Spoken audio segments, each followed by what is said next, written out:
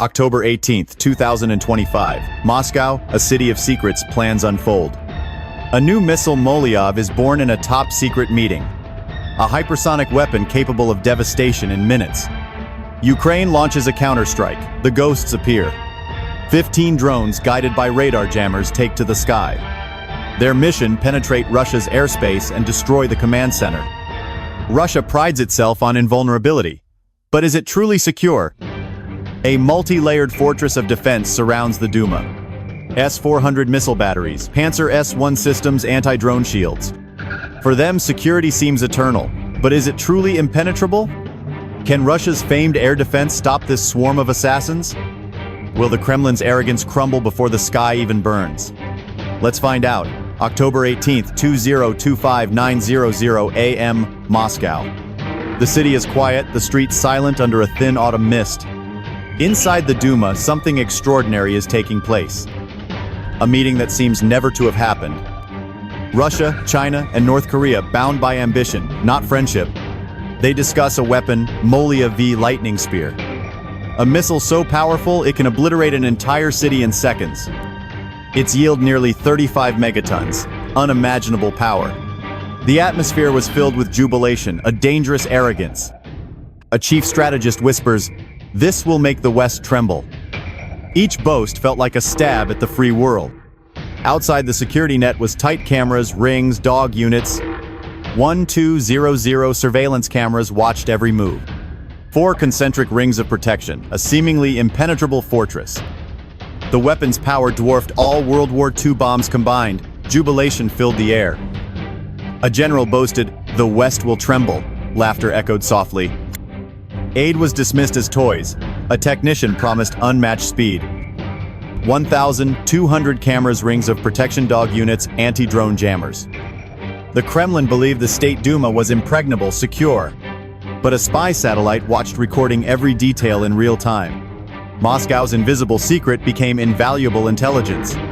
Confidence turned into the most catastrophic miscalculation. 9:18 a.m., a military operations room went dark. Russia's secrets were no longer secrets exposed to the world. Every plan, insult, and smirk had been captured by AI. Footage was a declaration of war dressed up in laughter. The weapon was weeks from testing, hitting NATO in 14 minutes. Partners promised to speed up deployment, creating an apocalypse. "We will bury them with heat." Ukraine did not hesitate. The president's order was immediate: spiral attack. 5 drones were ready for the decoy wave to provoke. Their mission: mimic birds, lure the systems into firing. Suck up their missiles, expose their behavior, a costly gamble. Each drone cost $5 million, each interceptor $15 million. Phase 2 would strike deeper with low-flying UAVs. Equipped with active electronic countermeasures, ECM suites. The UAVs would fly. Ukraine retaliated with a calculated strike. The president's order was swift and decisive. Deep within a Pava hangar, drones prepared for the decoy phase. Their mission: not destruction, but provocation. A calculated deception. Mimicking birds, they aimed to lure Russian S-400 systems into action. The goal: to exhaust their missiles and expose their defensive behavior. Each drone a pump million investment against Russian interceptors, costing Pimtheg million. Phase 2 J-22 drones would strike deeper, equipped with electronic countermeasures. Flying over Moscow, they would jam radar for 8 minutes, creating chaos. The final phase: a devastating strike by 15 Bayer TB2 missiles. Equipped with dual explosive warheads, they targeted the Russian State Duma. Ukrainian commanders sought not attention but disruption, strategic chaos. Russia shocked the world with missiles. Ukraine struck back with silence, precision. By 9:30 a.m., Moscow was a trap unknown to its intended victims. A spiral from which Russia would never escape. A bold, risky strike. Ukraine's strike tore through Russia's most advanced air defenses. 9:31 a.m., 30 seconds of eerie silence hung in the air. Clouds drifted innocently above Moscow, masking the impending storm. Inside the State Duma, arrogance echoed amidst laughter and clinking glasses. Then the sky screamed. The attack had begun. 5 drones tore through the clouds from 600 meters, arcing towards their targets. Initially, radar marked them as birds until one descended to 360 meters. Its heat signature triggered S-400 systems near Zelenrad. 12 interceptor missiles shot skyward at Mach, 5 trails of fire blazing. 4 drones were torn apart in mid-air metal ash raining over Moscow. Operators cheered, but it was a trap, a calculated deception. As Russia's air defenses reset, a low buzz filled the radar room. Within seconds, interceptor missiles launched spinning with fiery trails. 4 drones were destroyed, mid-air debris raining over the city. Operators cheered, unaware it was a trap. The air defenses reset. 2 drones activated electronic warfare modules. A low buzz filled the air. 60% of radar nodes lost lock. Panzer S-1 operators stared at blank screens. Communications towers flickered. One technician called it a whiteout. Moscow reeled from chaos. The real attack team was in action. 15 drones swooped down, armed with explosive warheads. Each drone approached from a different direction, making interception impossible. The response was too late. The system hit only 3 drones. The rest slipped through shadows, dancing across the square. The first explosion occurred a direct hit on the west wing. The blast shattered glass and blew steel doors like paper. 2 more drones crashed into the roof, the copper dome buckled inward. Deputies ran screaming, some blinded, others burned. The final wave pierced the facade, causing a secondary explosion. The internal security system was shut down. Witnesses said it looked like the building had folded in. Satellite footage showed the fortress engulfed in black smoke. In just 6 minutes, the building became a burning monument to defeat. The explosions were just the beginning. What happened next will haunt commanders for decades. Stay tuned. The air inside the building had turned toxic, thick with smoke and disbelief. It was a sealed chamber of power. Now it was a burning labyrinth. Scorched marble and bodies buried under history. The explosion severed more than concrete. It wiped out the building's internal comms. Footage reveals a fortress consumed by black smoke, a monument to defeat. The explosions marked only the beginning. What followed would haunt commanders. Inside the English Parliament, the air turned toxic with smoke and disbelief. Once a chamber of power, now a burning labyrinth of history. For 11 minutes, military command had no contact with its parliament. Panic set in. A secondary fire erupted, igniting carpeted halls like a fuse. Heat sensors spiked to over 10 degrees F, enough to melt aluminum rails. One delegate was found fused to a metal door frame, a grim discovery. On the 3rd floor, a Chinese liaison officer stumbled through debris. Next to him, a North Korean technician screamed into a crushed radio. Their escorts were gone, vaporized by the initial blast. No escape. Emergency responders tried to breach the site, but shielding locked them out. Guards fired blindly into smoke-filled hallways, mistaking survivors.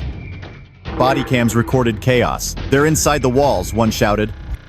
Ukraine's mission control monitored it all via overhead infrared. They watched figures scatter, fall, and vanish. A grim spectacle. A drone transmitted 4 seconds before detonation. Shock and light. The dome above the main assembly collapsed. Devastation unfolded. A chandelier fell through 2 floors. The shockwave cracked the vault. Classified blueprints drifted through the air like burning leaves.